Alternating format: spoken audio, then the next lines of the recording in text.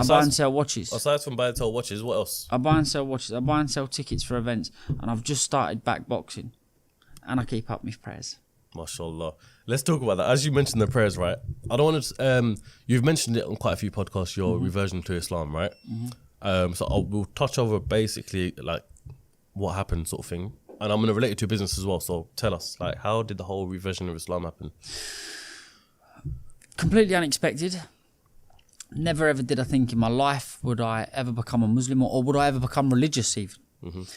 I was out with my friend. His name's Danny Dean. Another jeweller, buys and sells watches in Hatton Garden.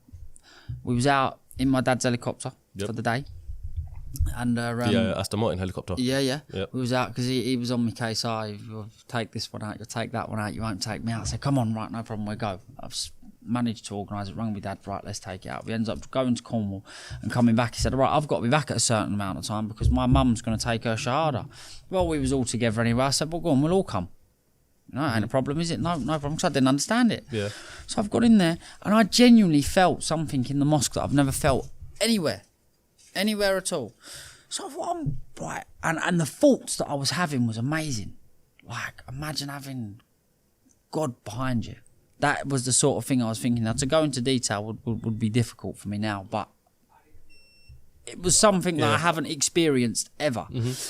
So I looked at my friend Daniel. I said, like, wow, like, I can't believe what's just happened to me. Do you know what I mean? He said, like, get me a Quran and let me read it. And then every page I was just felt, it was so relatable and I was so compatible with what was in the Quran.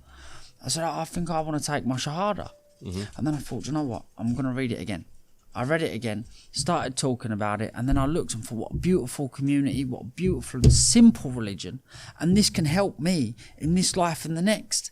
So I thought, it's a no-brainer. So at the point when you first went into the mosque, when your friend's mum was taking in shahada, Her shahada, to you actually taking your shahada, what was that time? How long was that? 6 weeks. So you read the whole Quran in that 6 weeks? Twice. And then you decided, what made you actually decide? Because there's one thing seeking knowledge and reading the Holy Book of Islam, and then there's one thing of like, do you know what, I want to join this. So was there a ticking moment that made you actually want to become a Muslim? Yeah, that feeling that I got in the mosque, and anything else only God can answer. Yeah, fair play. And this is where I want to revert it back to, and how I want to revert it to business. A lot of people that I speak to, whether they're Muslim or whether they follow a religion, they conduct business in almost like a different type of way. So I want to ask, has your reversion to Islam made you conduct business or yourself in a different way as to before? If I had to give an example, owning a nightclub in Islam, you probably couldn't do that because it involves parties and whatnot. So has it made you think about conducting business in a different way that's compatible? Not to say that you're doing anything anyway that was against Islam, but like, just has it made you think? I'm only a student. I'm still learning. Be aware, I will probably make loads of mistakes, and I will hold my hands up to every single one. I'm not perfect. Only God is perfect, as you well know. And like I say, I will make mistakes, and thankfully I will try to make them as minimal and as less as possible, because I've got some very good people around me to point and steer me in the right direction. Of course. And my intentions are extremely good. I feel it in my heart. That's the main thing. I feel it. Like, if I do make a mistake or I do something wrong, I do feel it in my heart. Now, that's what... I've never really had that before. But now I'm conscious of doing something wrong, which makes me feel like, it's powerful stuff. It's very difficult for me to explain what's inside, but... Not really. Obviously, there's rules and guidelines, and I will do my utmost best to stick to them. Now, that's what matters. Of course. Yes. I'm only a student in the religion, but I will do my best to learn as much as I can and be the best Muslim I can. You hit the nail on the head with that answer. You can't ask for anything different other than what you just said. Exactly that. And also on that note as well, I got quite a few revert mates, right? And when they revert, they say Islam's the truth, so they want to revert the people around them as well. Have you ever had the conversation with your dad, or how do you think he'd take it? Would you want to revert your dad? Like your friends say, I'd like to revert everybody. Because I believe it's the truth. Of course. I believe it's the path of righteousness, and I believe it can help everybody in areas they wouldn't believe. Yeah. But, you know, all in God's timing, basically. like, listen, if it's meant to be, it will be. For Yeah. me, I'm very grateful that the religion was brought to me, and I accepted it, and God's made my path extremely easy. He has.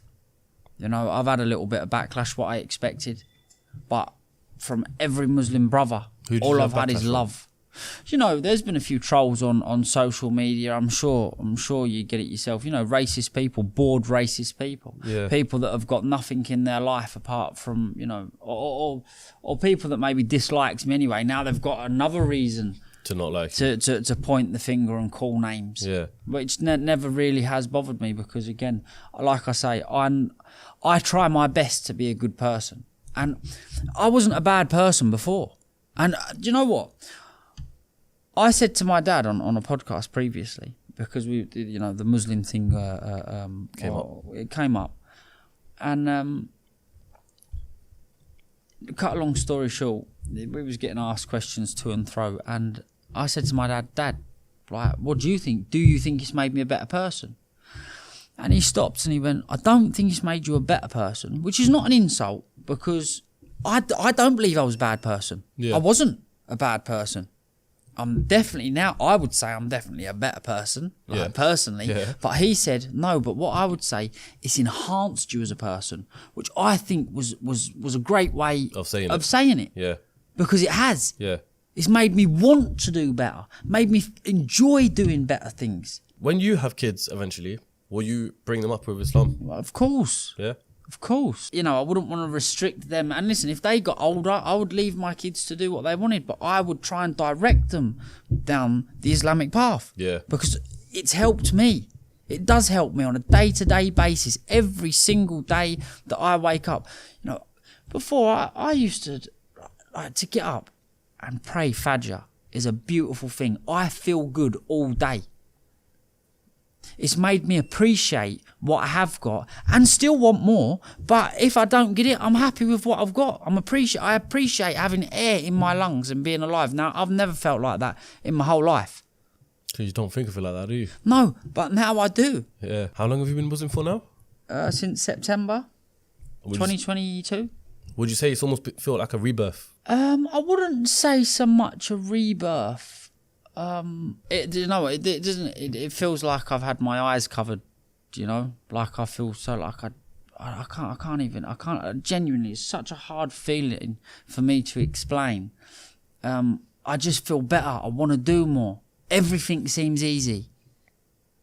When something don't go right, I don't feel so bad. I'm not so harsh on myself. You know, look, tomorrow's another day. If I wake up tomorrow, great. Alhamdulillah. Alhamdulillah. You know? Yeah. Like I'm just so grateful for what I've got now. I'm still striving and pushing to get more, but regardless, I'm happy with what I've got. I'm so appreciative of what I've got. And before I wasn't. Before I was like, oh, why ain't I here? Why ain't I there? Why won't this go right? Why won't that go right? You know, now I'm looking. Thank God I'm alive, and thank God my family's healthy. Thank God I'm here on your podcast. Alhamdulillah for that one. You know? No, I get what you're saying, man. That's what I'm saying. You're grateful about everything.